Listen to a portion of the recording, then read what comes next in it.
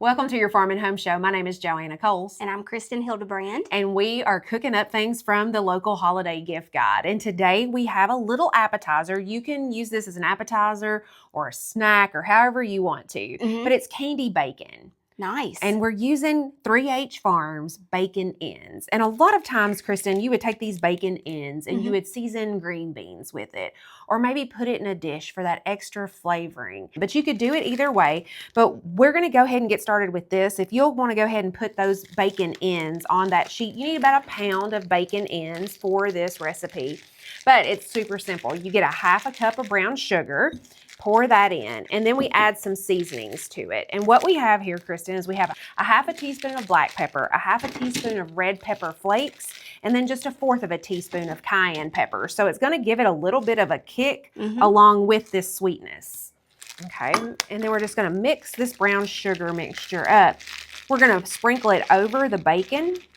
And then you can cook this in an air fryer, but we're going to cook it in the oven today. I like that. And so we put parchment paper down, and this is just going to make it a little bit easier for us to clean up afterwards. Yes. We're going to sprinkle this brown sugar mixture over the top of the bacon, and we're going to put it in for about 30 minutes. And then we're just going to cook it up.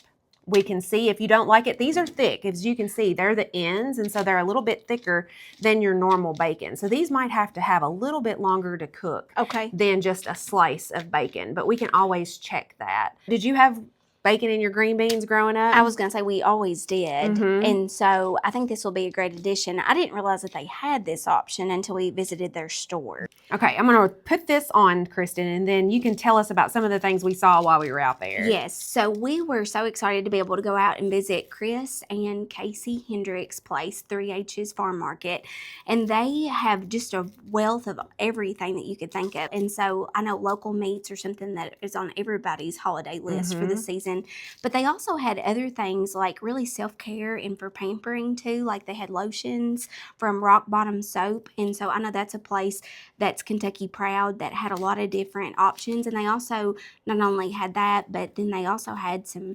candles, and I know you were fascinated with the coffee as well. So really they had some self-care items that I think that some people might not always think of for the holidays. And they had clothing and shoes and hats and gifts for the kids and adults. I know. So it was like a one-stop shop, I really feel like. And she was super personable, was very friendly as we were there to greet us and, you know, talk about the things. Their whole family is involved with their operation. I know she mentioned about the kiddos. And so, you know, it's really, really nice to get that hometown local feel whenever you go. And you can see the families behind it. Right. And she even had like home decor as far as like Christmas decorations and things like that. Yes. But I mean, the highlight for us definitely was some of the meats, right? And she had $100 bundle of meats. And I know we took a photo. That's a lot of beef for $100. I couldn't, you know, like when you hear that, you don't really visually see it. But when we put it all together, it was like, this is a lot of food to feed your family. Absolutely. And you're helping a local farmer. But they have beef and pork. They have eggs out there, fruit, tea, spice blends, a lot of cool things, a lot of cool gifts for the dads in your life. And so a lot of neat things. But Kristin, what we're going to do with this, I'm going to finish up putting the rest of this on here. It looks like a lot, but it's going to really candy. And since these are really thick pieces, this is going to be nice. So we're going to put this in the oven at 350 degrees for 30 minutes. And then we're going to check on it. These are thick pieces. So if there was regular thinly sliced bacon, it would probably be enough. But we're probably going to cook these for a little bit longer. And then we're going to have these nice, meaty, sweet with a little heat treats that will be great for appetizers. Now, do we need to flip these at all, Joanna, as they're baking? I know you said it's a little bit thicker. Yes, so this is a little bit thicker. And so if you had it in the air fryer, we would want to air fry it at 400 for about 8 minutes. We'd want to flip it in 4. And so with these in the oven, this is going to cook in the oven. The juices are going to kind of melt down below. And so you could, if you want that extra crispiness, flip these halfway through or even after your 30 minutes. But they're going to be so fun, and people are going to want to know how you made them, and it's super easy. I can't wait to, I'll take this baking dish, and you said 350, right? Yes. Okay. All right.